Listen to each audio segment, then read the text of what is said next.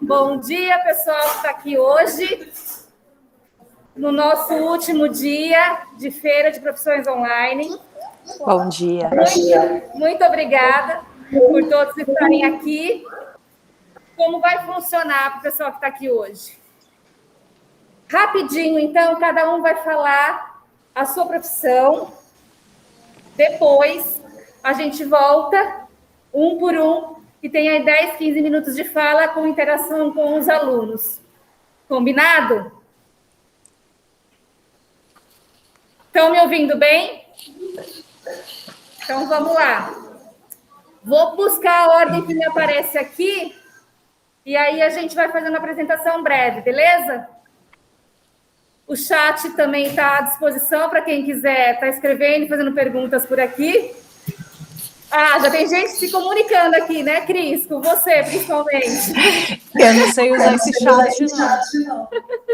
Estão falando que sua foto do perfil está incrível. Anitta, faz alguma coisa, né, por favor, porque você é maravilhosa. Vamos lá.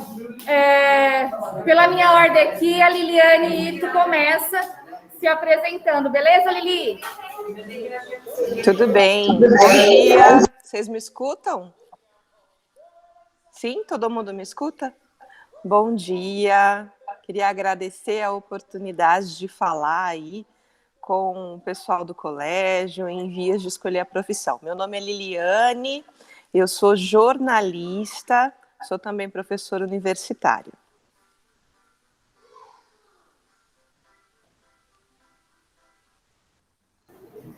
Aline Pinho, por favor. Bom dia, pessoal. Meu nome é Aline, eu sou terapeuta Ayurveda. O Ayurveda é a medicina indiana. Então, eu trabalho com a mente, com o corpo e com as emoções. Um ótimo dia. Cris, você? Oi, pessoal, vocês estão me ouvindo? Bom, eu sou Cris Carniato, sou atriz, apresentadora, cantora. Fazemos o que pedir, a gente está fazendo, manicure. Tô brincando. Aqui a atriz tem essas coisas, né? A gente se joga em tudo, mas eu sou atriz, apresentadora e cantora. Vamos lá. Cris Masso. Olá, bom dia. Vocês estão me ouvindo? Ótimo, quero agradecer a oportunidade de estar aqui participando dessa live com vocês. Meu nome é Cristiane Barros, eu sou acupunturista na medicina tradicional chinesa há 17 anos, sou auriculoterapeuta neurofisiológica, sou terapeuta floral, sou massoterapeuta e sou esteticista. Tem um espaço aqui na cidade de Bauru, no centro, tá bom? É isso. Vamos lá. Deixa eu ver quem mais está aqui. Deixa eu só ver que tem gente aqui que eu não estou conseguindo visualizar.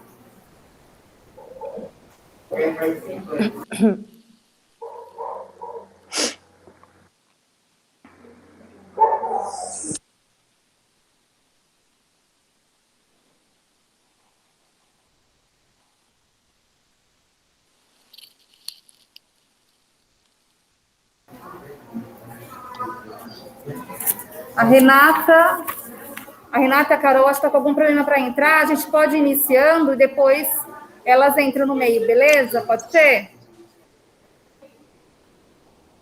Então, vamos. Eu vou dar a palavra, então, para a Lili, para falar um pouquinho da profissão e abrir o espaço para o pessoal fazer as perguntas. Tá bom, Lili? Oi, tudo bem? Combinado. Bom, queria começar falando que eu estou muito feliz que parece que tem profissionais mulheres aqui, né? E é uma honra, gente. Que bacana ter uma variedade tão grande de profissões e cada qual bem-sucedida, né? E cada qual também com a sua especialidade e importância social. Isso é muito importante. Queria falar que eu conheço a Cris, modelo e atriz, das propagandas do Boticário, então eu tô assim, gente, chiquérrima com ela aqui, meu Deus. Que legal, Cris. E é isso, uma felicidade muito grande, tá? Bom, turma, eu sou jornalista. Para falar da minha profissão, eu vou começar dizendo como eu escolhi a profissão, né?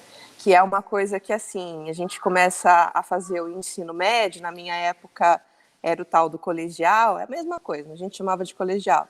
E aí já começa a bater aquela indecisão, né? Do tipo, o que eu vou fazer da minha vida? Como que eu vou ganhar a minha vida? O que eu quero para a minha vida?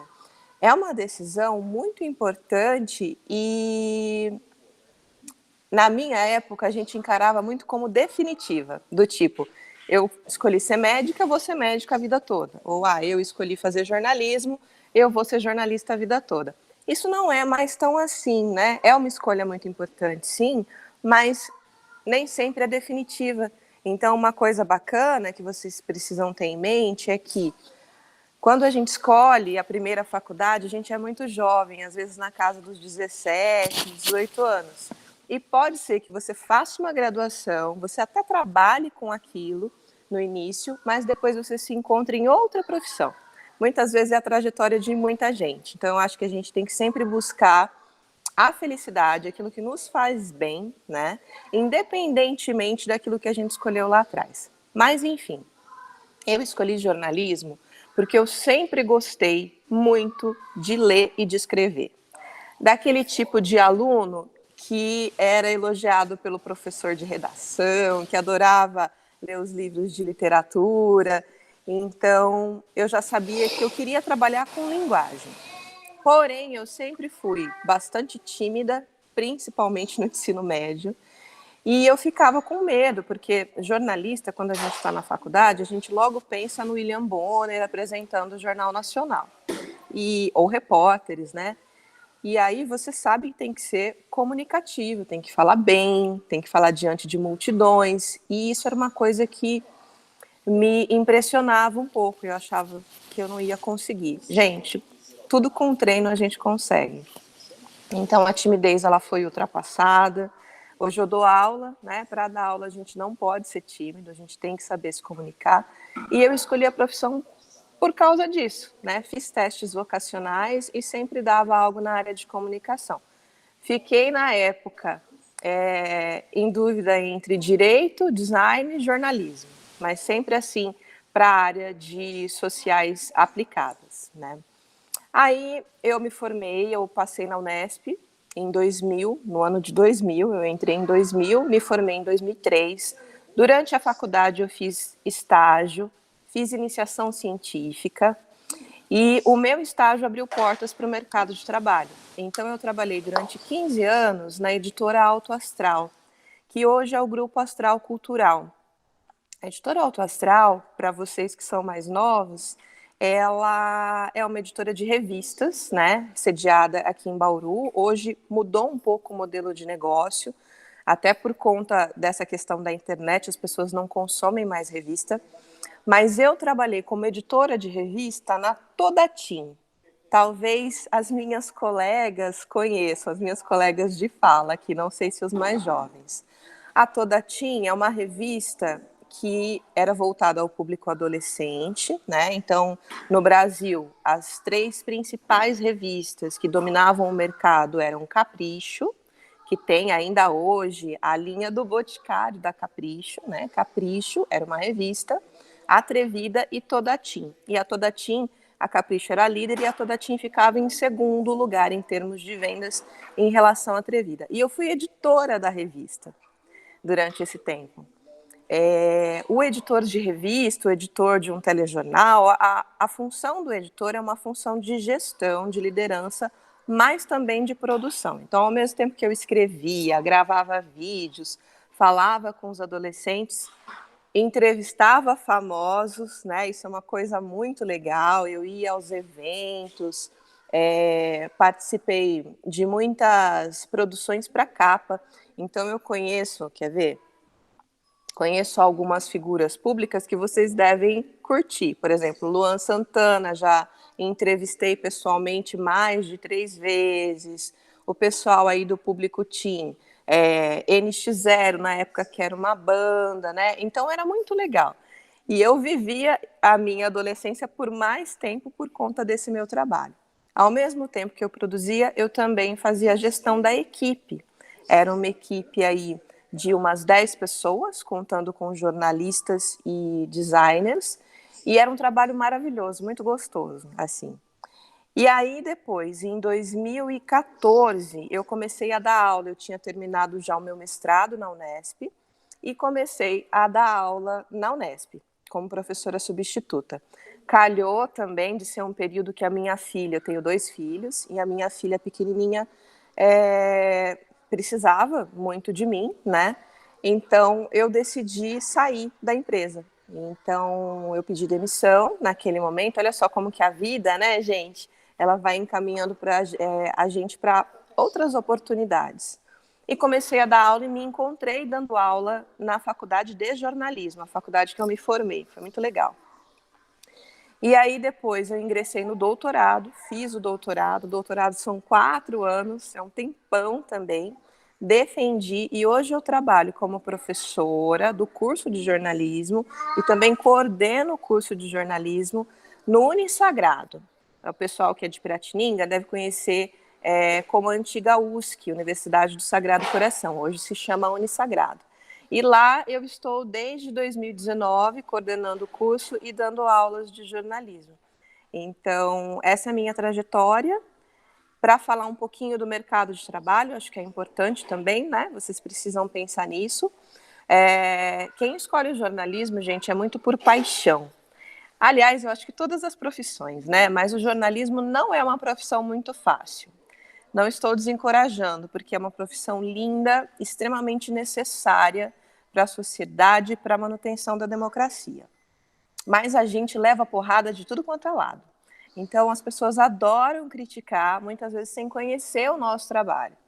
Eu digo o seguinte, como vocês seriam informados pelas coisas que ocorrem, né? Das coisas que ocorrem no mundo, a pandemia de Covid mesmo, se não houvesse trabalho sério dos jornalistas?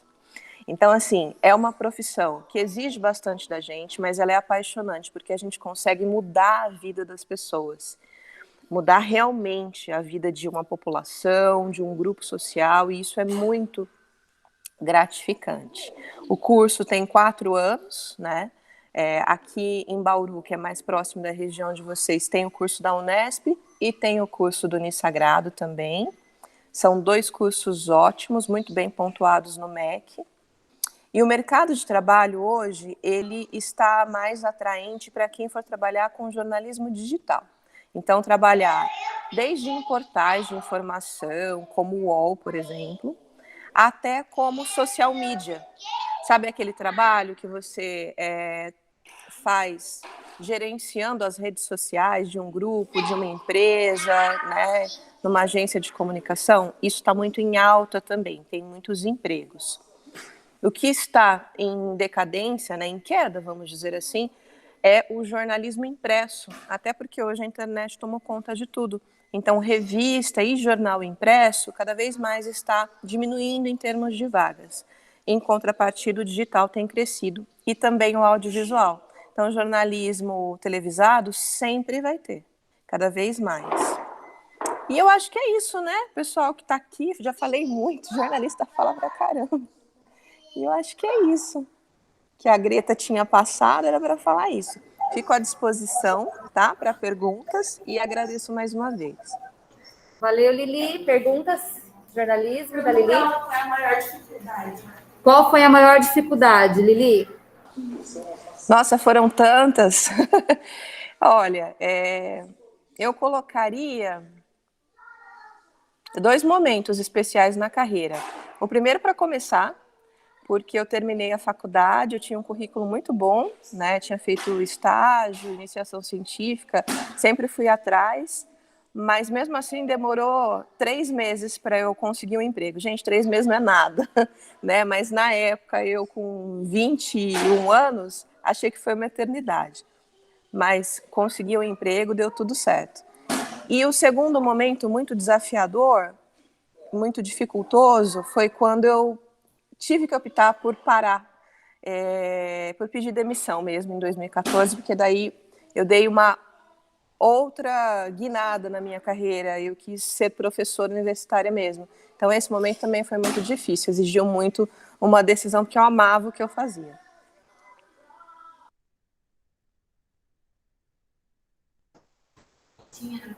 Quais são as disciplinas que tem na faculdade? Nossa, gente, eu vou puxar a sardinha, tem muita disciplina legal. É muito legal mesmo. Ó, disciplinas práticas, que são as que eu mais gosto. Jornalismo televisado, então nessa disciplina você aprende a conduzir um telejornal, a ler o teleprompter, a fazer reportagem de vídeo, né? Fazer escalada de jornal, documentário, é muito legal. Tem jornalismo radiofônico, porque uma parte muito importante que se reinventou no jornalismo é o radiofônico. Antes a gente trabalhava apenas voltado às emissoras de rádio e para a parte de jornalismo mesmo. Hoje a gente tem o segmento de podcasts, então a faculdade prepara para isso também, e tem todo um aparato, né? O estúdio de rádio é maravilhoso. A Cris, que falou que é cantora, ela conhece provavelmente estúdios de gravação, então é muito bacana nesse sentido. O jornalismo digital, né? Por exemplo, eu dou aula de laboratório de jornalismo digital, e ali vocês aprendem a fazer reportagens e produtos jornalísticos que são multimídia, então que trazem texto, vídeo, animação, interação, áudio, é sensacional. E além de tudo tem as disciplinas teóricas, porque além da prática é preciso ter essa base teórica, é muito importante, e aquelas que vão ajudar na construção de um conhecimento crítico e uma postura reflexiva diante das coisas, porque o bom jornalista, ele tem que ser um ser humano crítico e reflexivo. Então, por exemplo, ética, a gente tem história da mídia, a gente tem teorias da comunicação, semiótica, disciplinas assim que trabalham essa questão teórica e reflexiva muito bem. É um curso maravilhoso, é muito gostoso de fazer, gente. Eu sou bem suspeita, eu não me arrependo em nenhum momento.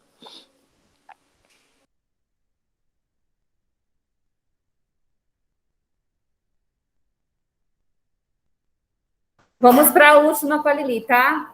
Não dá tempo. Aí depois, no final, se sobrar um tempinho, quiser ainda direcionar para outro profissional, a gente direciona. Qual foi o projeto mais legal que você já fez, Lili? E depois, como lidar com a vergonha ao ser jornalista? Gente, projeto mais legal. Lá na Todatim, a gente tinha eventos anuais, né? Esses eventos, eles traziam receita publicitária, né? Então, esse era o porquê. Receita publicitária para a empresa. E um dos eventos que me marcou muito, foi muito legal, era tudo feito em São Paulo ou no Rio. Na época, a banda do momento era realmente o NX0, que hoje o Di Ferreiro, que é o vocalista, ele segue carreira solo, nem sei se tem mais a banda. Mas na época, era assim, veio de uma promoção, né? Então a gente fez uma promoção, escolheu 2 leitoras, e essas leitoras puderam conhecer a banda. Além de conhecer a banda, elas ganharam um dia de princesa, um banho de loja mesmo. Então, os patrocinadores, eles entravam, né, com essa questão dos recursos, e a gente acompanhava tudo isso lá em São Paulo. Ao final, elas escolheram uma festa, e antes da festa, uma sessão de cinema. Então, imagina assim, todo o sonho das adolescentes, conhecer o ídolo, né, reunir a turma, ganhar coisas, né, enfim, ganhar um dia de beleza, tudo isso a gente conseguiu fazer em um evento. E foi muito legal esse projeto, porque eu assumi como mestre de cerimônias. Então, eu me lembro que foi difícil para mim, já pegando o gancho da segunda pergunta. Eu tive que falar para uma plateia que eu não conhecia, eram os conhecidos, né, das 2 vencedoras, e era uma plateia de mais de 200 pessoas, inclusive a banda. Mas foi muito legal, assim, deu tudo certo, tinha palco e tudo mais, deu tudo certo. E toda a equipe, a gente saiu de lá com a sensação que a gente realizou sonhos, que uma das nossas missões era realizar sonhos das adolescentes, dos adolescentes. Então, esse é um dos projetos muito legais, mas tem outros também. E a questão da timidez, a gente aprende, de verdade. A gente vai aprendendo. Tem muito trabalho também terapêutico, e aí a importância das terapeutas nisso, né? Então, eu fiz terapia durante muito tempo, e isso ajuda bastante também a entender que muitas vezes a timidez, ela reside no fato de que você tem medo do que as pessoas pensam sobre você. O importante é o que você pensa sobre você. O importante é você passar a sua mensagem. Então, isso é uma coisa que a gente vai ganhando confiança ao longo do tempo. Uma pessoa que é tímida, ela não vai morrer tímida, ela pode trabalhar isso muito bem.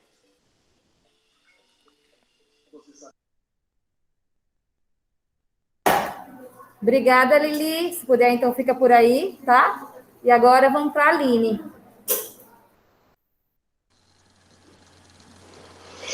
Bom, como eu trabalho com uma medicina que é oriental, eu preciso explicar um pouquinho para vocês o que é o Ayurveda, né? Para ficar mais palpável.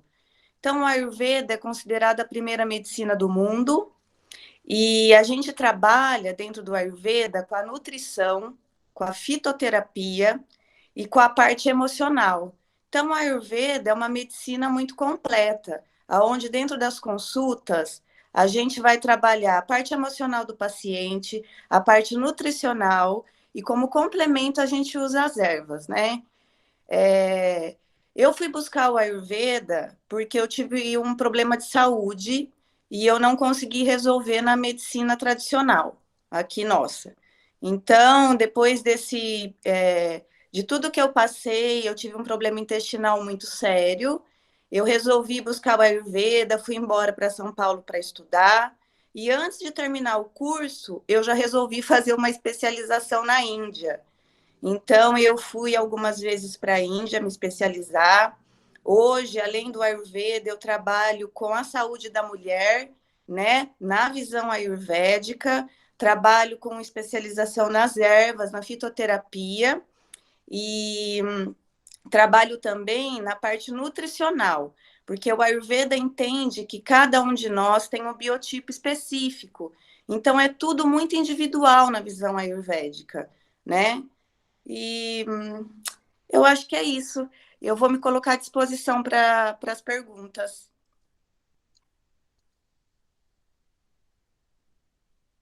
A Mabi colocou, apesar de ser uma medicina super antiga, eu achei super contemporânea.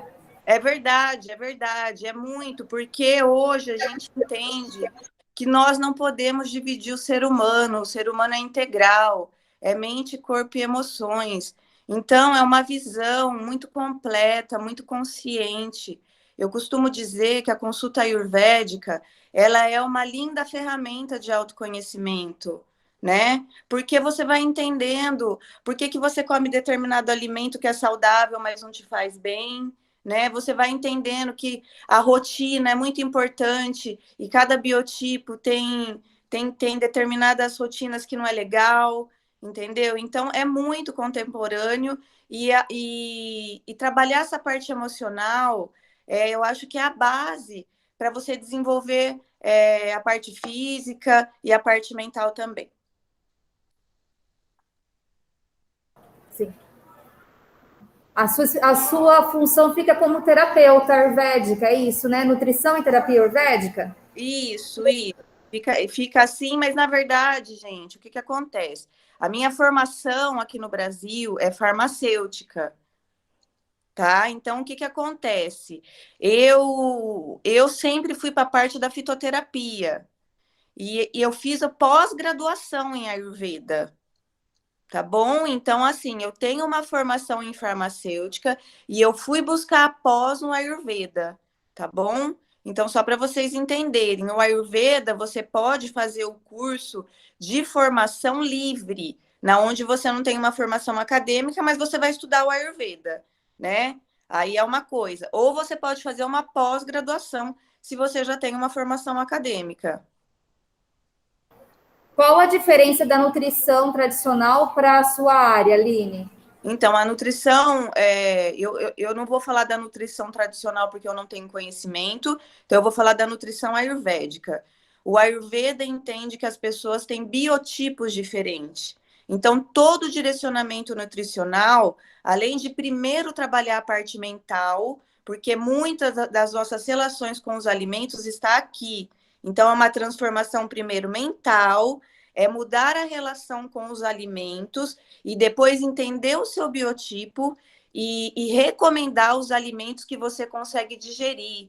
Porque dentro do Ayurveda, a gente não é o que a gente come, a gente é o que a gente digere. Então, não adianta eu comer um alimento saudável e não ter digestão para ele. Então, a gente vai entendendo o biotipo, vai entendendo o que que o...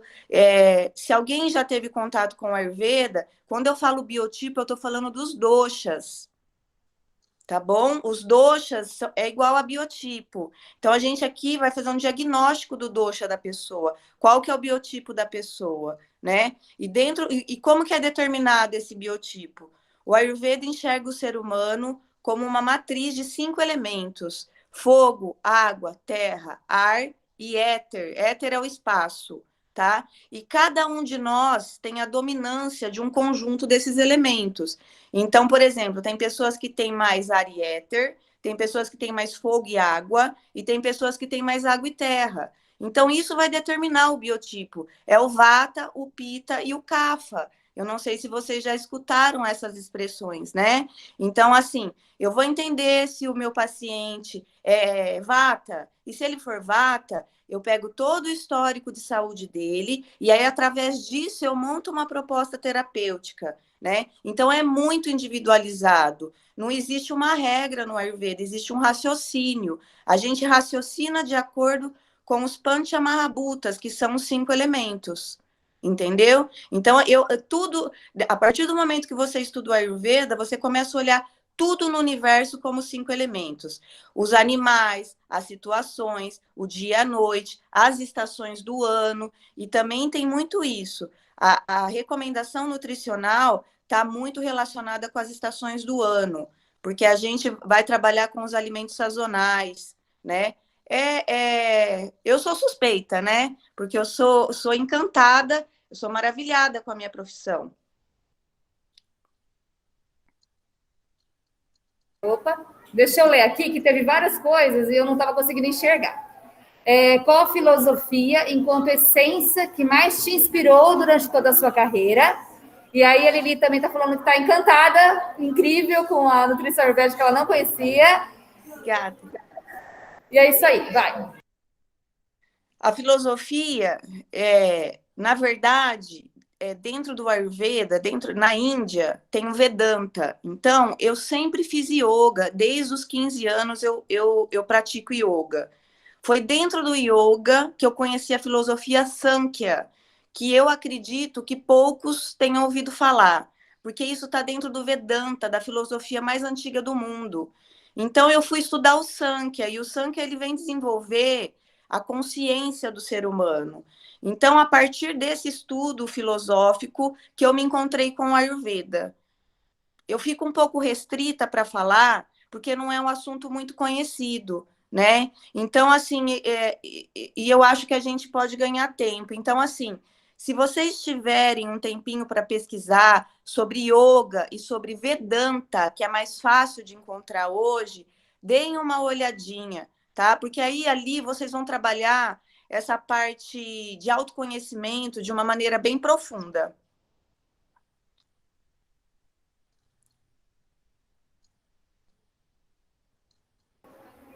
Mais alguma pergunta das outras turmas que estão com os outros professores?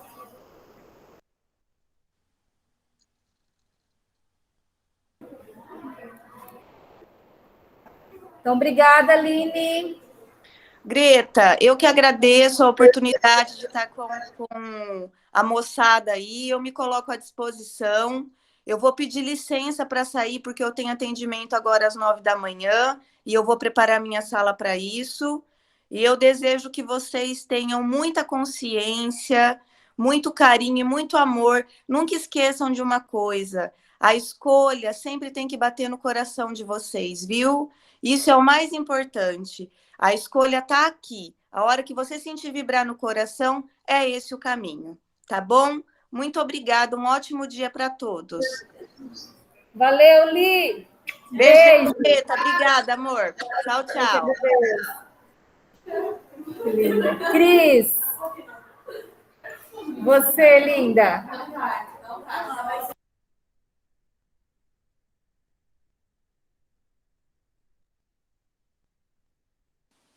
Qual Cris? A Maria perguntou a mesma coisa.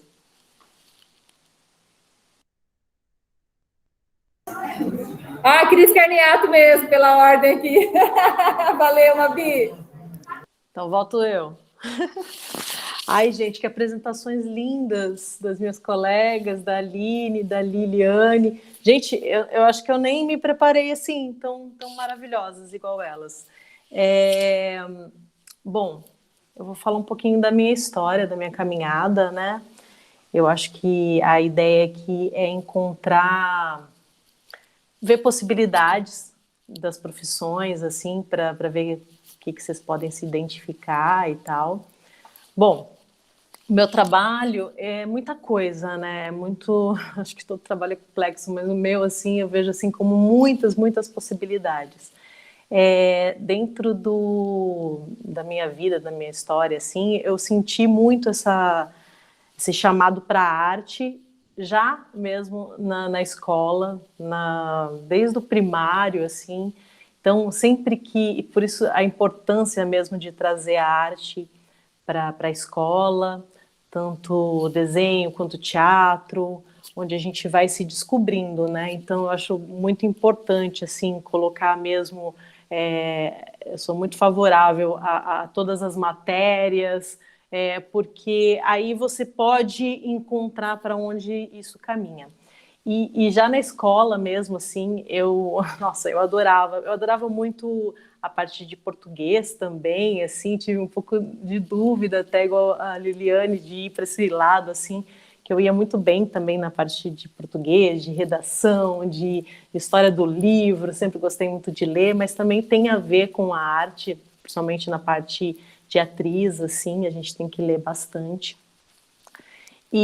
Mas eu me dava muito bem, agora a parte de exatas, matemática, química, sei lá, química, física, meu Deus do céu. Então é onde eu salvava minha nota no geralzão, era tipo nas apresentações, na hora que tinha que declamar uma poesia, na hora que a gente ia representar alguma coisa. Então aí eu já fui sentindo essa facilidade, essa vontade de fazer arte. E aí, tipo, meu Deus, eu lá no interior do Paraná, né? Eu acho que Bauru está até mais perto de São Paulo, que seria um polo mais que trabalha assim com a arte, no caso a atriz assim é mais forte. Falava, caramba, como é que eu vou fazer isso? Tá, vou fazer amador e tal. Então também já cantava, gostava de trabalhar com música, coral de igreja, essas coisas. Então a gente vai se envolvendo, né, com que as coisas vão chamando a gente. Mas eu pensava assim, caramba, como é que eu vou fazer isso? Não, vou escolher outra profissão. Aí cheguei a prestar vestibular para educação física, passei, só que já bem na época assim de adolescência, já virando adulta, 17 anos, eu participei de um concurso, um cara que me conhecia lá, chama Val Barrenuevo, concurso de Miss, olha isso. E aí eu fiquei assim, nossa, pelo amor de Deus, não tem nada a ver comigo isso, eu vou passar vergonha, não, vai. Falei, tá bom, né, o que eu posso perder com isso? Só um pouco, né, passar um pouco de vergonha.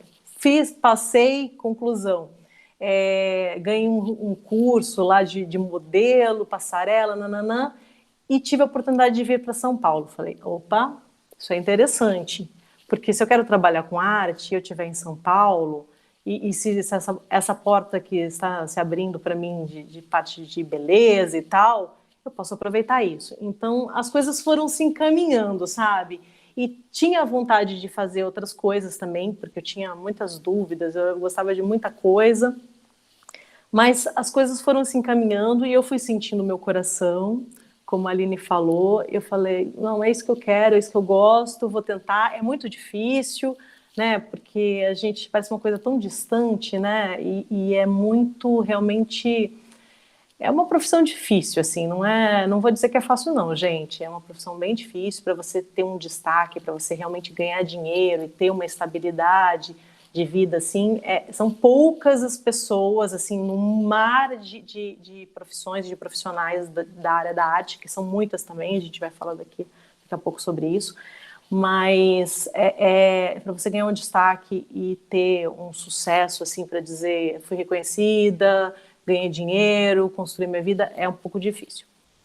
Mas, enfim, é aquilo que eu te falei, que elas estavam falando e que eu concordo plenamente. A gente tem que fazer o que a gente ama e seguir o coração e sentir as aptidões. Quando você faz o que você ama e tal, você tem mais chances de ter sucesso do que você falar, não, vou fazer, gosto de arte, mas vou fazer medicina, fazer uma coisa que vai me dar uma carreira estruturada.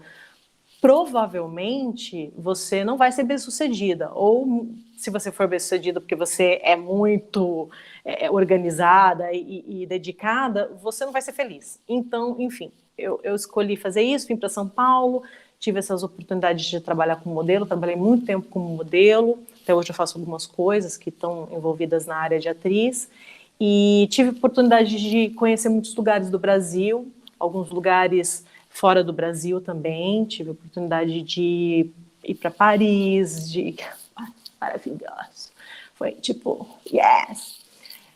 Enfim, morei no México, trabalhando como cantora e modelo,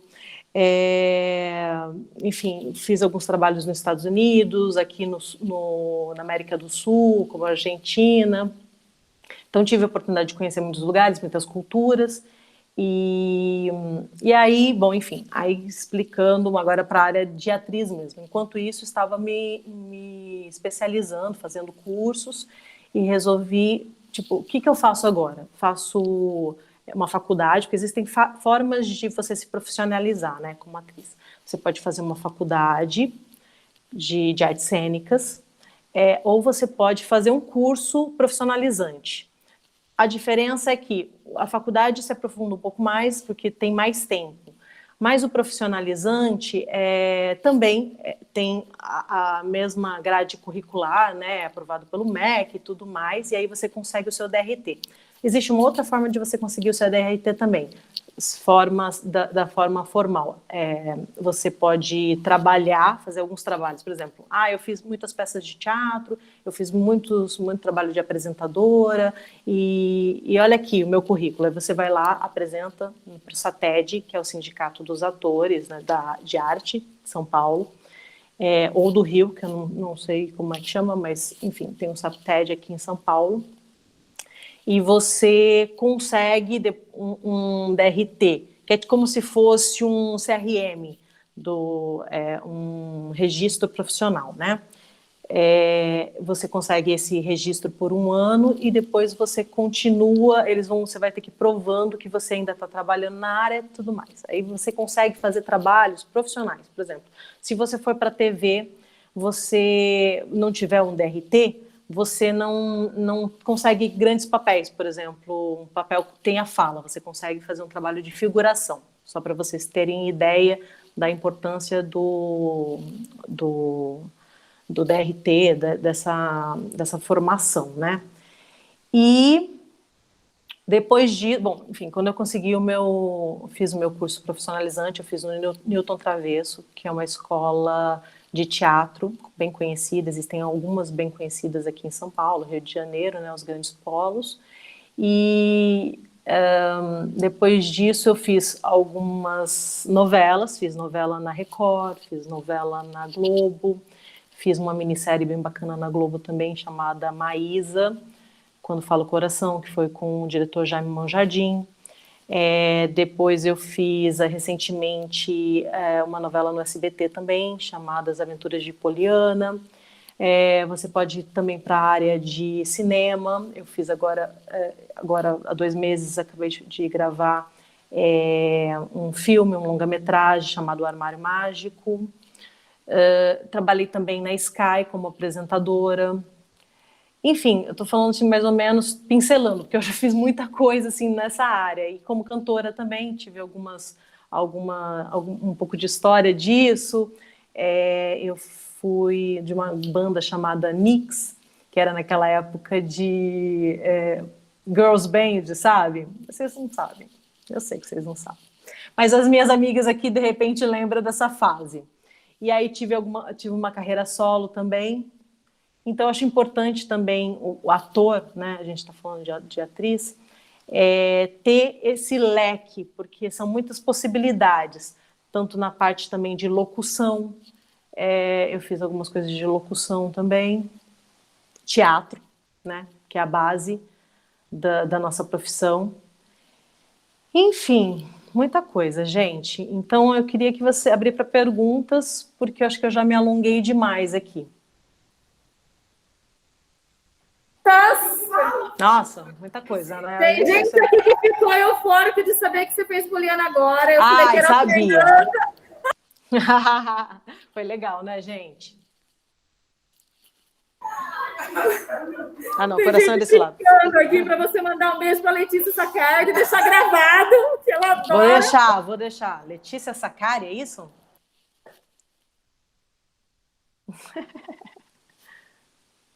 Não tô te ouvindo, cretinha. É isso mesmo. Ai, tá. Gente. Deixa eu ver Me o que passa tá aqui depois. Tá bom. Aqui até Saccardi. Letícia Saccardi. Isso, tá aqui. Deixa eu ver, gente. Peraí. Bom, você parece a Adriana Lima. Gente, calma. Parece quem? Adriana Lima. Adriana Lima, nossa, obrigada. Maravilhosa.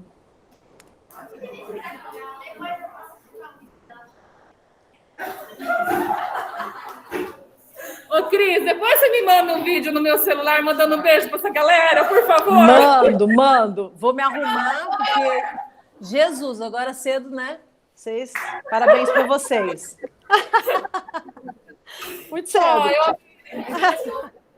Eu amei a sinceridade. Tem gente que fala que é um mar de rosas. E é legal ter uma profissional da área que mostre todos os lados. Sim. Assim, existe sim o glamour, né? Tem essa parte que a galera é muito gostoso receber esse carinho. Às vezes você fica se sentindo, fala, ai meu Deus, eles gostam de mim, me conhecem, tem essa parte do ego e tal, do glamour, que quando a gente está trabalhando, a gente se sente, e que até é uma questão muito legal, assim, da vida, né, que te dá essa oportunidade de saber que você tem a roda gigante, né? Uma hora você está lá em cima, e o ator é muito isso, uma hora você está lá em cima, você está no topo, todo mundo fala com você, todo mundo quer fazer foto, nananã. Aí acabou o trabalho, foi um pouquinho esquecido e tal. Ai, meu Deus, como que eu lido com o meu ego? Então, isso é muito importante na vida da gente, em todas as áreas. E, enfim, é legal, é importante saber disso, entendeu? A arte é uma coisa que você tem que saber muito, ter muita consciência de que é isso que você quer fazer. Por isso que muita gente no meio do caminho desiste. Porque são muitos altos e baixos, é muito difícil você conseguir um reconhecimento, ter uma oportunidade. Então, é muita coisa para falar também, né? A questão das agências, como conseguir o trabalho. Enfim, aí eu quero que vocês tenham curiosidade aí, se vocês quiserem me fazer perguntas. Vamos para a última pergunta. Qual foi o roteiro mais delicado, mais difícil? Assim, o trabalho mais importante que eu fiz, que eu acho assim, de relevância, eu acho que do roteiro em si, foi esse que eu falei de Maísa, Quando Falo Coração, que foi uma minissérie muito importante, muito bem trabalhada, com profissionais maravilhosos, assim, tanto de fotografia, como direção, como atores, como produção. Então, eu acho que foi esse, assim, o roteiro era maravilhoso, porque era uma história verídica, né, da cantora Maísa. Então, ele se passou nos anos 50, 60, 70, então tinha toda uma questão de caracterização muito bacana. E a história é muito linda, muito delicada, porque era uma cantora né, que já morreu, inclusive era mãe do diretor, que é o Jaime Monjardim, e que ela teve uma vida muito conturbada e era vítima do alcoolismo e tudo mais. Então, o roteiro era esse, então o trabalho era esse. Agora, para mim, como atriz, foi esse último filme que eu fiz, que eu interpretei uma judia no final da Segunda Guerra Mundial, que ainda estava acontecendo a guerra na história, só que a minha família estava no Brasil, então existiam células nazistas aqui no Brasil, isso é verdade também, aconteceu mesmo, também é verídico. Então, existiu uma retaliação com os judeus, dos alemães com os judeus, aqui no Brasil, nessa época. E aí entra a ficção, a minha família foi perseguida por essa célula nazista, e aí ela teve um momento que ela teve que deixar o filho dela, teve que optar por isso, assim, imagina você deixar o seu filho com um estranho para conseguir fugir, para depois resgatá-lo, teve todo um trâmite aí da história. Então, para mim foi mais difícil, mais delicado, porque envolve emoção, envolve um contexto histórico, envolve um estudo de personagem muito grande. A minha personagem falava Yiddish, que é a língua dos judeus, né, própria deles. Então, existia um estudo de personagem histórico muito grande. Então, para mim, como envolvia essa emoção de mãe, de perda, de medo, de todas essas emoções, para mim foi mais forte, assim. A gente só tem mais 3 minutos, tá? Mas vamos lá. Qual a média salarial? Outra coisa que perguntaram, qual a emissora que você mais gostou de trabalhar? E se já teve alguma situação que você, de repente, sabe, se perdeu o propósito no meio ali da cena, e que perdeu, às vezes, também roteiro, como é que ficou isso? Tá, média salarial, é muito complicado de falar isso, não existe muito isso, sabe, na nossa profissão, assim, porque depende muito de quanto você é conhecido, de quanto você, o trabalho em si. Por exemplo, existem algumas médias, sim, né, regulamentadas pelo SATED, em relação a onde vai passar, quanto tempo vai passar, qual o período de trabalho. Nosso trabalho é dividido, 30% o período de trabalho, por exemplo, a diária, como você vai receber, e 70% é o uso de imagem. Então, aonde vai passar, quanto tempo vai passar, esse tipo de coisa. Isso geralzão, mas, por exemplo, um trabalho de publicidade onde você tem texto e tal, é um trabalho de atriz. Então, aí envolve alguns trâmites e você pode negociar, o seu agente pode negociar um cachê para mais. E tipo, novelas, cinema, essas coisas, depende muito de quanto ele é conhecido, de quanto... Então, é muito difícil falar um valor, entendeu? Ah, tá. Aí as outras perguntas. Você pode repetir para mim, que eu esqueci mesmo? Como que era? Relação a... Me ajuda, Gretinha. Qual foi a emissora que você mais gostou de trabalhar? Tá, a emissora que eu mais gostei... Assim, de verdade, a que eu mais gostei foi a SBT. Por quê? Porque é uma emissora bem família, sabe? A galera é muito tranquila, é muito profissional e muito tranquila. É em São Paulo, que é onde é a minha casa, então isso é um conforto e uma praticidade muito grande. E é uma emissora de grande potência, de visibilidade também, sabe? Tem muita gente, assim, é impressionante como o público do SBT é fiel, gosta e segue, então isso daí me deu um retorno muito grande. Então, acho que é SBT, assim. Agora, lógico, tem a história do glamour, da Globo, né? Foi muito bacana fazer esse trabalho, também é uma emissora maravilhosa. A Record também foi muito legal, foi um período que eu morei no Rio, então foi uma experiência muito bacana. Mas se eu for escolher, eu escolheria o SBT mesmo. E aí a terceira pergunta... Era sobre o roteiro, né? Tá, o que, assim, especificamente? Eu não entendi muito bem a pergunta. Deixa eu voltar rapidinho, que está aqui no chat. Peraí. Acho que foi a Babi que fez, não lembro. Peraí. Alguma situação no seu trabalho que você esqueceu do propósito mesmo? Você sabe, se perdeu dentro com relação a isso? Não, a gente se prepara bastante. Eu acho que o ideal é isso, né? Você tem que se preparar bastante. Você poderia até esquecer o texto, né? Na hora, assim. Mas, assim, existe todo um estudo. Para a novela, você estuda menos. Assim, cada cena, porque você grava muito, né? Você grava todos os dias, depende, uma semana você grava mais, outra menos, depende do roteiro e tal. Mas já aconteceu de esquecer, assim, mas aí tem uma pessoa que te ajuda. Teatro você estuda mais, né? E cinema também é uma coisa que você estuda mais o personagem, porque você tem mais o antes.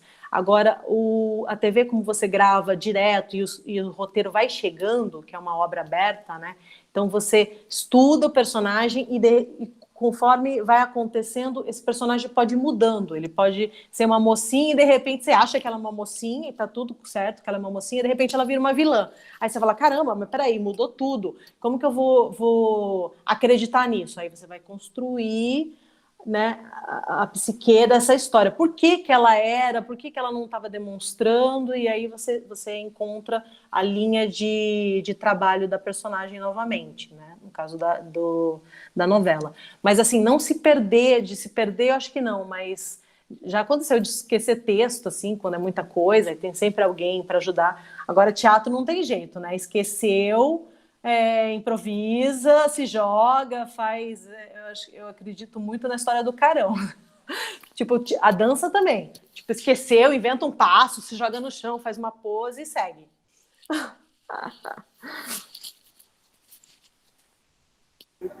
Cris, obrigada por enquanto. Obrigada, gente. No final eu falei que você canta muito bem. Se você quiser depois dar uma palhinha no final pra gente. Tá bom. Tá bom. Acabei de acordar. Tá bom. Obrigada, Cris. Agora vamos para outra Cris. Beijo. Beijo.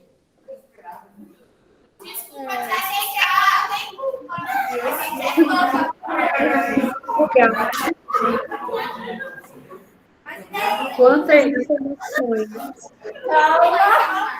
Calma, a euforia aqui, Cris, agora. Respira. Fala a sua. Então, nossa, que legal, quantas informações sobre profissões. Isso é muito legal para vocês que estão pensando em se tornar, né, profissionais de sucesso aí. Vou contar um pouquinho sobre a minha trajetória, como foi. Então, assim, eu comecei, na realidade, como manicure. Aí eu comecei a trabalhar com manicure, como pedicure calista. Aí eu comecei a me especializar, a fazer cursos técnicos. Eu parti para massagem. Aí eu fiz aurículo, né? Acupuntura, medicina da medicina tradicional chinesa.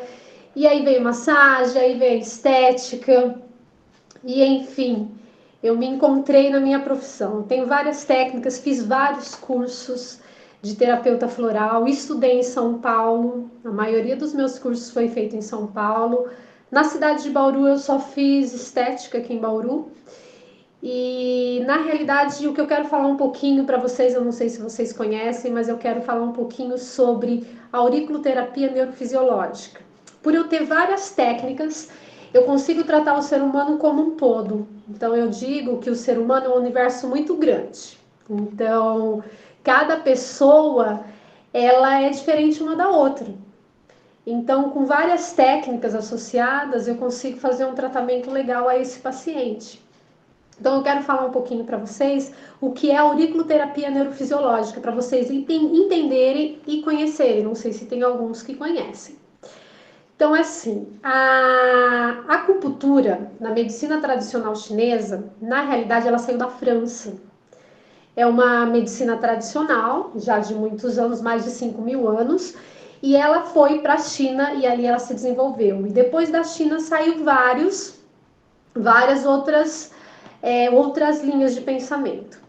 A neurofisiológica é diferente da medicina tradicional chinesa. Na chinesa, eu sou formada há 17 anos. Só que se trabalha formas diferentes. Mapas da orelha é diferente, a forma de abordagem ao paciente também é diferente. Como que funciona? A nossa orelha é um feto invertido. Então, todos os nossos órgãos e sistemas estão na nossa orelha. Então, como se trabalha na neurofisiológica? Eu vou estar trabalhando a parte do cérebro. Então, eu vou estar mandando, através de neurotransmissores, essa mensagem que a gente chama de sinapse, para o cérebro. E aí, aperta-se o estímulo. Aperta-se o estímulo. Então, eu trabalho com vários estímulos. Eu trabalho com agulhas semipermanente, agulha sistêmica, semente de mostarda, cristais, esfera de ouro, esfera de prata, eletro, laser, então tem vários estímulos. Aí coloca seu estímulo no ponto reflexo, manda a mensagem para o cérebro, através da medula espinal, manda a mensagem para o corpo para produzir o que a pessoa está precisando. No caso, um ansiolítico, para a pessoa dormir melhor, relaxamento muscular. É assim que funciona a medicina, a auriculoterapia neurofisiológica. Então, nós trabalhamos o ser humano como um todo, mas através dos pontos reflexos na orelha.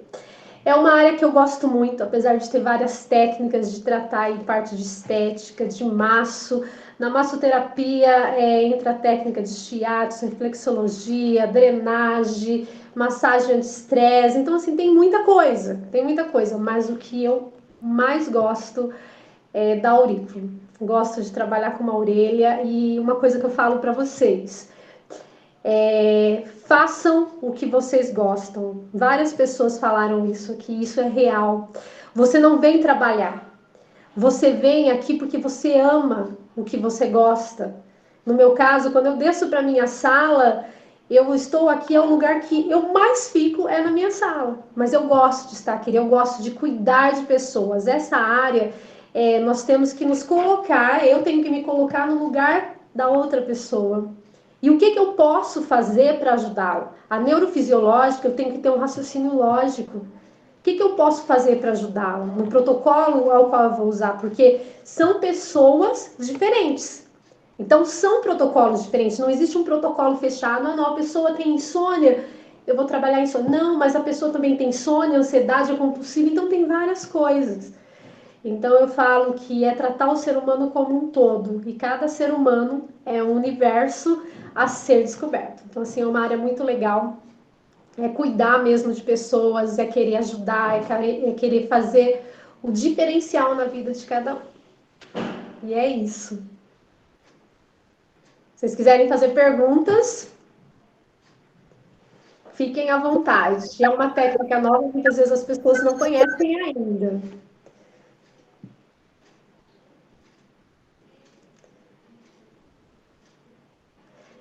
Deixa eu só complementar uma coisa enquanto vocês vão pensando nas perguntas. A medicina tradicional chinesa, a acupuntura, a gente trabalha com agulha, tá? Na neurofisiológica, nós trabalhamos com agulha e também com semente de mostarda. Só que na neurofisiológica eu consigo tratar 200 tipos de doenças reconhecido pelo Ministério da Saúde, isso comprovadas, estudadas e pesquisadas. Então foi pesquisada, foi estudada e depois teve a comprovação científica em sites médicos. Isso com comprovação e reconhecida pelo Ministério da Saúde, é muito legal. Então, assim, é um tratamento alternativo que não usa-se medicamentos, mas que nós conseguimos tratar vários tipos de doenças. E pode ser utilizado, no caso, a neurofisiológica, tá, gente? A chinesa tem algumas restrições. A neurofisiológica, eu posso tratar idoso, gestante, crianças e adultos. Na chinesa, eu não posso tratar nem idoso, nem criança e nem gestante. São técnicas muito parecidas, mas tem uma linha de abordagem bem diferente. E assim, o mais legal é cuidar das pessoas, é ver os resultados. Então, assim, eu tenho muitos resultados com aurículo. Acabo fazendo associação com floral de Bach, não sei se vocês conhecem. Já respondo essa pergunta aí dos pés também. Então, eu acabo associando por eu ter várias técnicas, tá? Pode vir conhecer aqui, será muito bem-vinda. Pode vir, vai amar aqui. Aí no momento que você chegar aqui, vir fazer uma visita, eu vou te presentear com uma sessão de aurículo, tá bom? Para você conhecer. Deixa eu ver aqui, depois eu vejo essa pergunta. A respeito dos pés, nos pés, gente, é a questão da reflexologia, tá? É um casalzinho perfeito, a aurículo com reflexo. Nos pés também existe os pontos reflexos, então estão todos os órgãos, vísceras, sistemas, tanto nos pés quanto nas mãos. Aí a gente trabalha a forma de massagem, tá bom? Greta, eu vi que surgiu algumas perguntas aí. Quiser passar para mim estar respondendo, pode mandar aqui que a gente vai respondendo para a galera. O pessoal também está perguntando aqui, são duas perguntas. Uma, como que funciona mais especificamente a das agulhas? Sim. E a outra é se é um curso profissionalizante ou uma faculdade? Tem sim, na estética tem a faculdade, só que eu fiz um curso profissionalizante, eu fiz no Senac. Nossa, não é fazendo propaganda, mas assim, gente, é top, foi muito bom. Qual que é a diferença da faculdade para o técnico? O técnico, você põe a mão na massa, você pega ali, você vai fazer massagem, você vai... Na faculdade entra muita teoria e pouca técnica. Então, o legal é ter os dois. Só que como eu acabei indo mais para a área da saúde, não tanto para a área da beleza, eu fiquei mais na aurículo aí mesmo. Mas, assim, foi curso técnico, tá? Tanto na medicina tradicional chinesa, no floral de Bach, era um curso livre. Na neurofisiológica também, curso técnico, tá? Então, assim, é legal depois se especializar e ver qual a área você busca. Qual área você se encaixa melhor. Porque, na realidade, eu comecei cuidando das unhas, da beleza das unhas, mas aquilo para mim era pouco. Eu olhava e falava, mas não é isso que eu quero. Eu não quero esmaltar a unha, eu não quero tirar cutícula. Aí eu fiz podologia. Só que a podologia eu acabei nem comentando, porque eu nem exerço mais, eu não tenho tempo para isso, porque leva tempo. Então, era cuidado com as unhas. Aí eu entrei na parte de aurículo, da medicina tradicional chinesa. Aí eu entrei na parte de massagem, eu comecei a cuidar, eu comecei a me encontrar. Aí eu fiz estética. Na realidade, eu fiz estética porque as pessoas me pediam, você não tem estética, não tem drenagem. Vamos fazer estética. Fiz estética, mas não é o meu foco. Atendo, mas não é a minha paixão, sabe? O coração não vibra. O que o meu coração vibra é pegar um paciente realmente com dor, realmente que não dorme, realmente que está com enjoo, que o intestino não funciona, e ele olhar para mim e falar assim, Cris, você transformou a minha vida. Hoje eu durmo, hoje eu sou menos ansiosa. Tanto que uma coisa que eu carrego, que tá até na minha parede aqui atrás, mas tá dando ao inverso para vocês, que é acolher, tratar e transformar vidas. É o que eu acredito, é o que eu busco, porque o paciente chega com muitas dores, muito ansioso e sai realmente diferente, transformado, gente. Então isso faz o meu coração vibrar. Então eu sou apaixonada por uma orelha e para ajudar as pessoas. Última pergunta, como que você usa os cristais, as sementes e se tem uma coisa mais específica para cada caso? Como que eu colo a semente nas orelhas, é isso?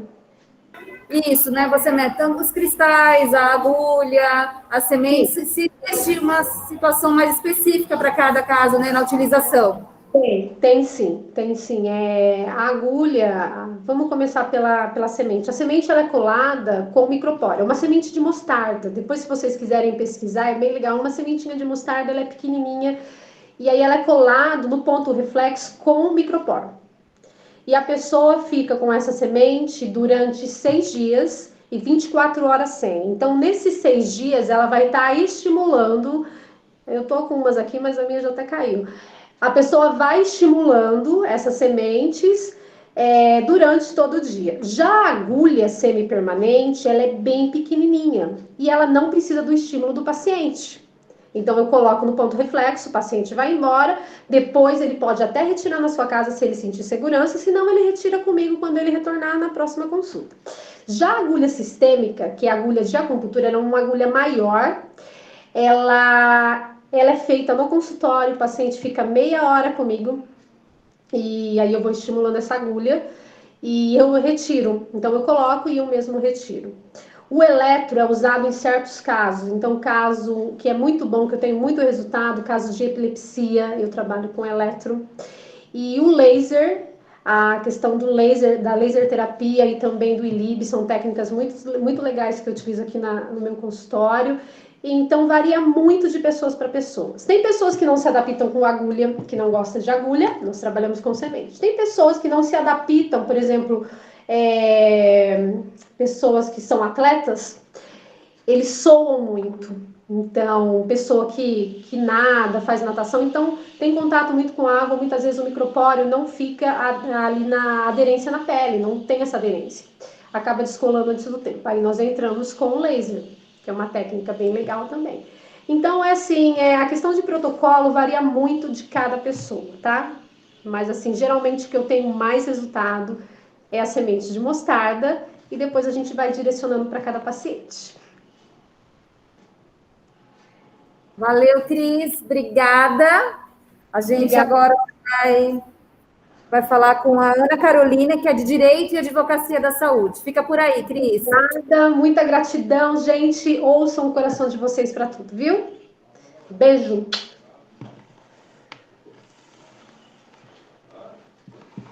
Oi, bom dia. Então, eu sou a Ana Carolina. Na minha profissão tem gente Vamos, que me chama Carol. de Ana. Oi, tá dando para me ouvir? Tá baixinho. Vamos ver. Tá muito baixo? Ixi, eu não sei aumentar isso, eu acho. Espera aí. Aumenta quando eu aumento aqui? Tá bem baixo dela, né?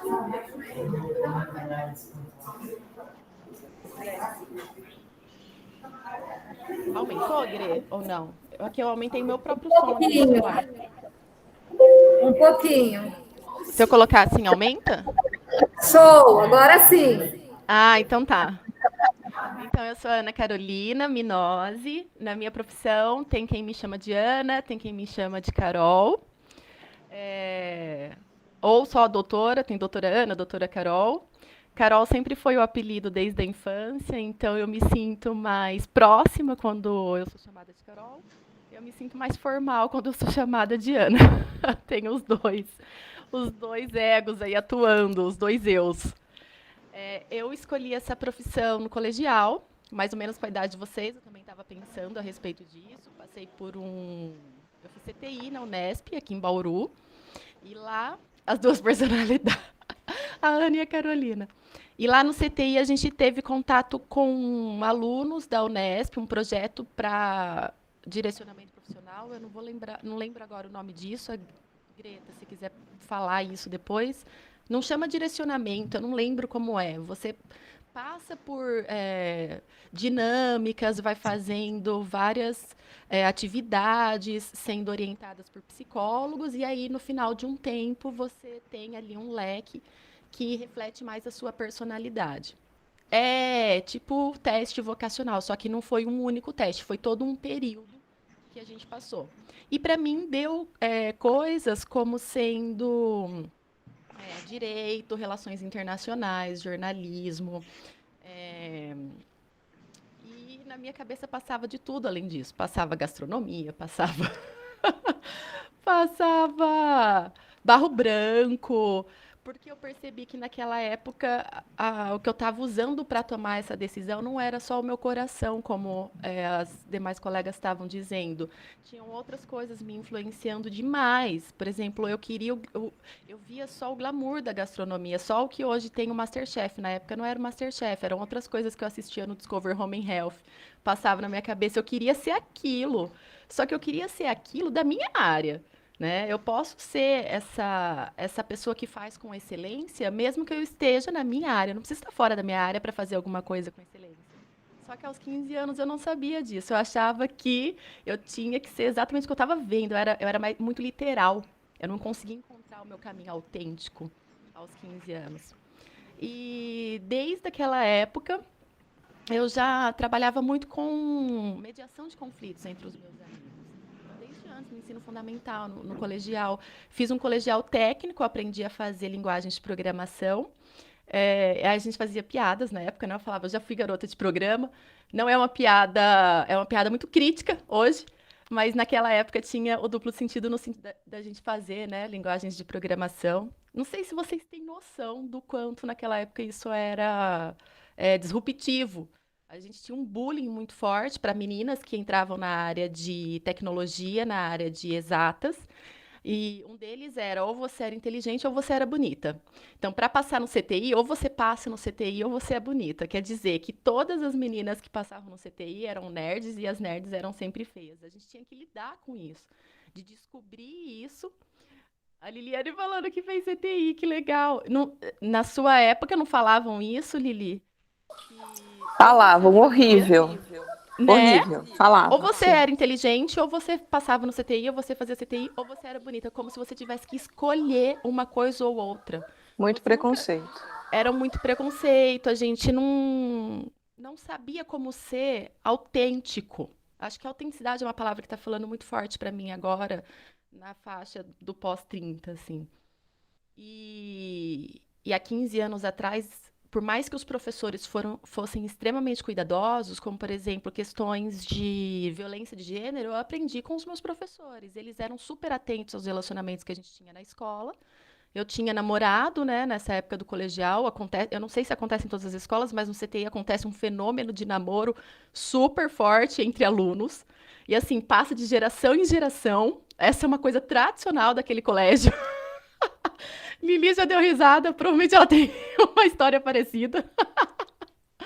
E aí, super, né? Tinha namoro, e como a gente convive muito, porque passa o dia inteiro juntos, os professores eram muito atentos aos nossos convívios, e foi lá que eu aprendi, por exemplo, essas questões relacionadas à mulher se cuidar, a mulher se proteger.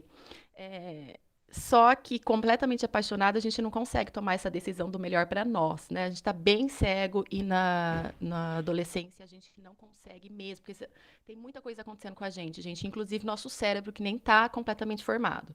Ele vai se formar aí, pelo que eu venho estudando, né? Um pouquinho de neurodesenvolvimento, entre 25 e 29 anos ele vai completar essa formação. Então, com 15, gente, é meio cérebro. É meio cérebro, a gente não dá conta mesmo. É uma brincadeira, tá? Tô só usando o recurso do humor aqui para trazer mais leveza para as coisas que são super sérias e que na época eu não tinha essa consciência. Quando foi a tomada de decisão pelo direito? Então, eu acabei escolhendo direito no meio de tudo isso acontecendo e eu fiz isso baseada, né, em ver um primo meu que já tinha se formado, já era promotor de justiça, só que ele só prestava concurso público na praia, gente. E aí eu achava que eu ia fazer direito. E se eu estudasse bastante, da mesma forma como eu fazia linguagem de programação, né? Se eu tivesse um raciocínio bem lógico, eu poderia passar em concursos e trabalhar na praia. Na minha cabeça, a Maria Beatriz. Eu sou autônoma, Maria Beatriz. Eu trabalho para mim. E aí foi isso. Foi isso que eu fui atrás, só que eu passei uma grande frustração de não passar no vestibular. E quando eu não passei no vestibular, gente, foi um choque para mim. Porque eu falei, poxa, já não posso ser linda. Agora eu não posso nem mais ser a inteligente, eu não passei no vestibular, quem sou eu? Eu entrei em crise, gente. Então eu iniciei a carreira em crise existencial, assim, não sabia quem era eu. Falei, nossa, eu não sou nem a inteligente nem a bonita, e agora? Ia ter que persistir, né? A gente está num contexto, a gente não está fazendo essa escolha da profissão sozinha. No meu caso, eu estava num contexto familiar bem forte. Tive um direcionamento dos meus pais, né? Meu pai, principalmente, insistiu muito que eu fizesse faculdade, mesmo que eu ainda tivesse naquele trauma de não passar no vestibular e ficar insistindo. Eu estava muito cristalizada em só um vestibular. Tinha que ser vestibular público. E hoje, assim, depois que eu fui compreendendo como né, quais são os métodos de cada colégio, quais são os métodos de cada universidade, conforme cada universidade que você entrar, você vai receber uma influência diferente, isso vai ajudar a construção da tua cultura jurídica, que falaram a respeito da diferença entre universidade e técnico. A gente não tem técnico. A gente tem técnico jurídico, mas a gente não tem um técnico jurídico voltado para o jurista em si. A gente tem um técnico jurídico voltado para aquele que vai ser auxiliar administrativo dentro de escritórios. Estou achando engraçado. Pois é que a gente tinha questões gravíssimas de autoestima, né, Maria Beatriz? Então, a importância de as profissões aqui, todas as profissões terapêuticas, desde a época do meu primeiro estágio, eu passei a investir em psicoterapias diversas, desde as psicoterapias mais clássicas, né, Freud, aí, psicanálise, os meus primeiros 7 anos foram dentro da psicanálise, para eu começar a entender que tipo de jurista eu era, porque no fim fui fazer a faculdade particular, que foi a que o meu pai falou, olha, faz o que você quiser, quer prestar vestibular de novo, preste, mas eu vou estar lá pagando a mensalidade, se você não for, você vai repetir por falta. Eu era menor de idade e ele podia só me matricular onde ele quisesse. E aí, enfim, eu estava matriculada e eu fui fazer a faculdade, que é a Instituição Toledo de Ensino, agora chama Centro Universitário de Bauru, se eu não me engano. Obrigada, Tiago. Tiago me auxiliou aqui com um tempo, nós temos 5 minutos para encerrar. Foi uma excelente experiência, gente, fazer a faculdade nessa instituição que é particular, mas que é super tradicional, porque a IT ela é a primeira faculdade criada no interior de São Paulo. Então, assim, eu tive um corpo docente, eu tive de professores, 97% professores homens.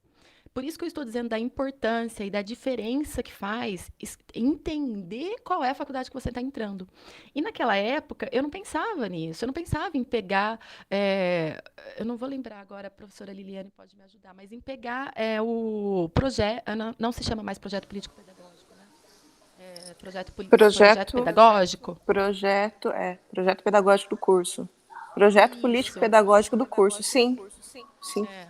Eu não pensava naquela época em pegar, gente. E hoje a minha orientação é peguem, leiam. Qual é o objetivo deste curso? Como ele está sendo construído? Porque principalmente o que me chama a atenção é cultura, valores. Então leiam quem são as pessoas que estão dando aula nesse curso. 90 e tantos por cento, 95% de professores homens indicam uma super realidade masculina. No entanto, a minha turma era composta de 80% de mulheres. Vocês imaginam essa diferença? E eu estou falando de algo que aconteceu no início, 2008. Quer dizer, não faz tanto tempo assim, né? Acho que não. Uns 15 anos.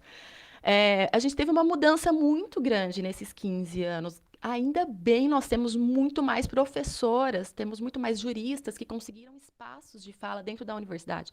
Então, assim, o ramo do direito, ele tem muitas questões, ele está em construção, por mais que ele seja o primeiro curso do Brasil, lá em 1800, nasceu o primeiro curso em Recife e aqui em São Paulo, na USP. Por mais que ele seja o primeiro curso do Brasil, que seja o mais antigo, ele é super tradicional e tem muitas questões para a gente continuar trazendo para a contemporaneidade, porque é no agora que a vida está acontecendo, gente. Então, a gente tem que ter respeito pela nossa história, mas não adianta a gente continuar um direito de 1800. A gente tem que trazer o direito para a atualidade. E essa eu entendo que seja a nossa maior desafio do momento. A respeito do resto das minhas pós-graduações, cursos livres, cursos técnicos, hoje eu integro tudo. Direito e advocacia são meu estilo de vida.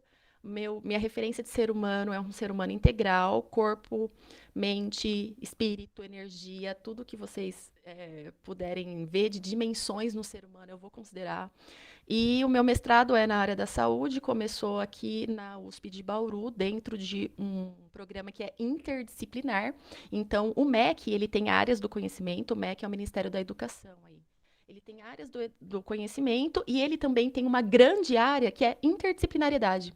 Quer dizer, aquilo onde tudo se encontra E é o que é a vida, gente. Na vida tudo se encontra. Então, o meu mestrado é nessa área interdisciplinar. Eu fui pesquisar direitos em ambientes de saúde e aqui no Hospital do Centrinho, que é um dos hospitais com prêmios de humanização.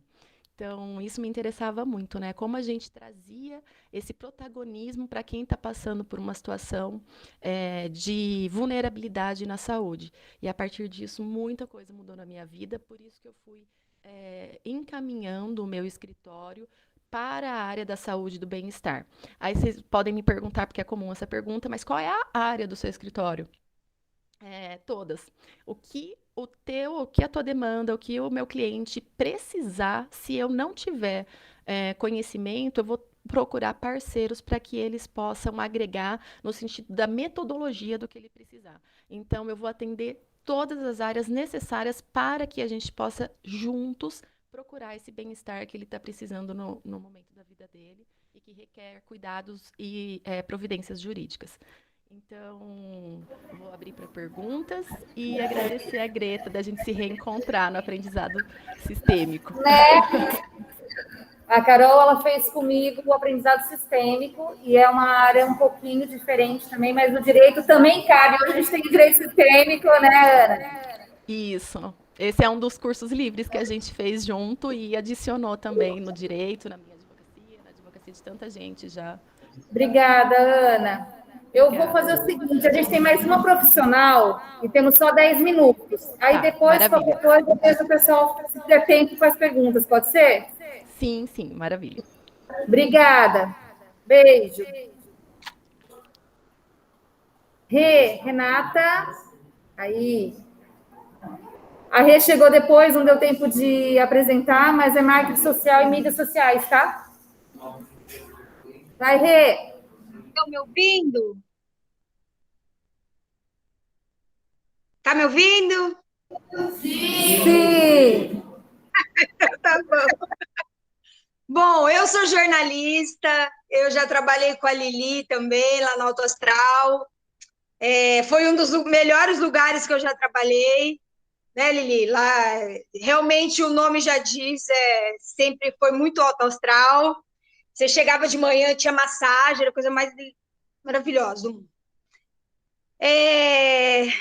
Me formei em jornalismo, puxando o gancho também da Aline, que já saiu, mas foi uma profissão que me tocou mesmo, porque eu pensava quando era criança em ser dentista, enfim, mas só que foi com o Caco Barcelos que eu me apaixonei pelo jornalismo investigativo. Eu falei assim, gente, é isso. Eu gosto de saber das coisas, eu vou atrás e é isso que eu quero fazer. Aí trabalhei em vários veículos, trabalhei na Alto Astral, na TVT, no JC, enfim. Aí depois caí no jornalismo político. Aconteceu alguma coisa que a gente não está te ouvindo. E agora?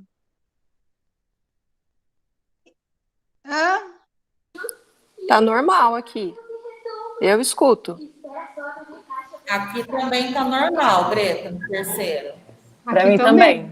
Alô? Ixi, então acho que é nessa caixa. Espera aí. Vai, pode continuar. Tá, vamos lá. Bom, eu nem sei onde eu parei. Mas, enfim, trabalhei 15 anos com jornalismo político, na Câmara Municipal, não tinha vida, né? Enfim, e caí. Hoje trabalho com marketing digital, com mídias sociais e sou feliz, entendeu? Porque a gente tem que trabalhar com o que a gente é feliz mesmo, né? Eu trabalho em casa, meu marido é design, eu sou jornalista, então hoje eu tenho estagiários que me ajudam na área de design, na área de jornalismo também. Então já formei uma equipe e trabalho na área de jornalismo da saúde, marketing médico, né? O marketing digital na área da saúde. Então, eu atendo muitos médicos, tem fisioterapeuta, tem clínicas, de tudo um pouco, mas também tem imobiliária, né? Então, fazemos qualquer negócio. né? Peças publicitárias, enfim, o que precisar mesmo. É isso, hoje em dia as mídias sociais, o Instagram, o Facebook, é um mercado que está aí, e na pandemia cresceu muito. Para mim, a pandemia no meu mercado foi ótimo, porque os médicos procuraram, né? Foi uma vitrine, porque eles não podem vender os serviços deles. Eles não vendem no Instagram, eles não podem vender, porque tem todo um CRM, tem todo um código de ética médica. Só que através deles estarem, da autoridade, né? Eles estarem nas redes sociais, os pacientes acabam procurando, e falam assim, olha, aquele ali sabe o que ele fala, né? Enfim. E um vai indicando para o outro. Então, eu não preciso nem fazer publicidade.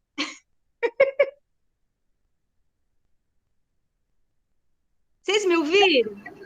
Sim, Rê. A gente só tem mais 4 minutinhos. Vamos tentar abrir para pergunta? Pode ser? Pode. Aí, tanto para Ana Carolina, que acabou ficando sem perguntas, e para Renata. Qual que é a maior dificuldade dessa nossa de mídias? Qual é a maior dificuldade, Renata? A dificuldade é mais na área de artes, né? Eu encontro assim, porque a arte vende muito, vende, que eu digo assim, a primeira coisa que a pessoa, quando está no feed, vai chamar atenção é a arte. E eu sinto dificuldade em pessoas formadas em design, estudantes de design que possam me ajudar, entendeu? O de jornalismo, nossa, eu amo, meus estagiários são maravilhosos, assim, me atendem, fazem os textos redondinhos, enfim. A Lili já me ajudou também nisso, né, Lili? Indicando estudantes da USP, enfim. E eu acho que isso é uma oportunidade legal também para os estudantes, porque assim como eu já fiz vários estágios, mas eu acho que falta design. É isso, essa é a minha maior dificuldade. Peraí. Agora uma pergunta para a advogada Ana. Vai ser a última, que acabou de tocar o sinal, mas a gente vai fazer essa pergunta. Fala, Lari. Eu queria saber se tem como ela, antes de pegar algum caso, saber, um caso desse assim, ela vai lá, conversa, o cara fala que matou mesmo, se ela pode escolher entre defender o caso ou não. Se quando vem um caso para você, você pode escolher se você deseja ou não ficar com esse caso, dependendo do que é o caso, né? Sim. Gre, primeiro eu quero colocar meu Instagram à disposição, @carolminose, com duplo Z e I de igreja no final. E aí vocês podem ficar super à vontade, meninas e meninos, para falar comigo e a gente continua conversando sobre isso, tá? E eu vi o sinal também. Sim, eu posso escolher, porque a gente tem e deve ter liberdade, justamente porque a nossa psique e a nossa emoção, aquilo justamente que a gente não tiver, inclusive, consciência, vai impactar na forma como eu estiver trabalhando. E eu posso fazer um péssimo trabalho se eu aceitar fazer um trabalho que eu não concordo, que eu não acredito. Não tem como eu ir contra a minha essência, entende? Essa é uma tarefa impossível. O que vai acontecer com o meu corpo, se eu for contra a minha essência e ficar insistindo, é que eu vou ter um AVC, um ataque cardíaco, um piripaque. Não tem como você ir contra a tua essência. Você pode tentar, em algum momento você vai ter um treco, teu corpo te para. Não dá. Não dá. É verdade. Não dá. Gente. E tá no meu código de ética também, tá, gente? Tá no estatuto, é uma lei federal, tem que ser observada. Pessoal, obrigada por todos aqui. Gente.